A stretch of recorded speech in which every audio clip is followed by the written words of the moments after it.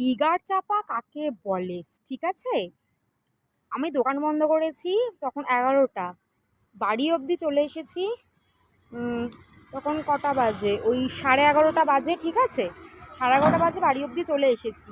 তারপর আবার হঠাৎ করে বাড়িতে এসে আবার নিচে আমি বললাম হঠাৎ করে যে সৌতিকটা বেচারা আমার দেরি হয়ে গেলেই না সিরিয়াসলিও আনতে যায় আমাকে মাঝে মাঝেই, তো এত হেল্প করে সব সময়। ওই জন্য আমি ওকে ভাবলাম যে রাত্রিবেলা একটা কাবাব খাওয়াবো।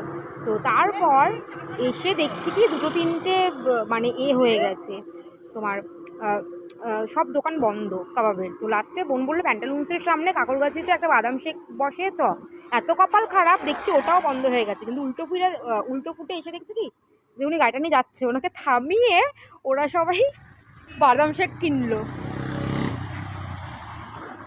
কি রে, কি খাচ্ছিস গাড়ি থামিয়ে? এই যে ফাইনালি গাড়ি থামিয়ে বাদাম শেক কেনা আমাদের হয়ে গেছে। ওদেরটা শেষ, আমারটা আমি এখন খাচ্ছি। খেতে খেতে গাড়িতে উঠে পড়ি, কারণ 12টা বাজে। হেভি খেতে। কেউ আসলে আমাদের এই কাকরগাছি প্যান্টালুন্সের সামনে এই ফুড ভ্যানগুলো, ফুড বাস, ওগুলোকে ফুড বাস বলে না, ওদের হচ্ছে ফালুদার, ঠিক আছে? তো ওখানে ফালুদা, আইসক্রিম, শেকস এইগুলো পাওয়া যায়। ধর এটা আমারটা, তো গাড়িটা উঠে নি একটুকুনি আমি, দাও। কিন্তু সব টেস্ট করেছি, তো সব থেকে সব কিছু টেস্ট করা হয়ে গেছে।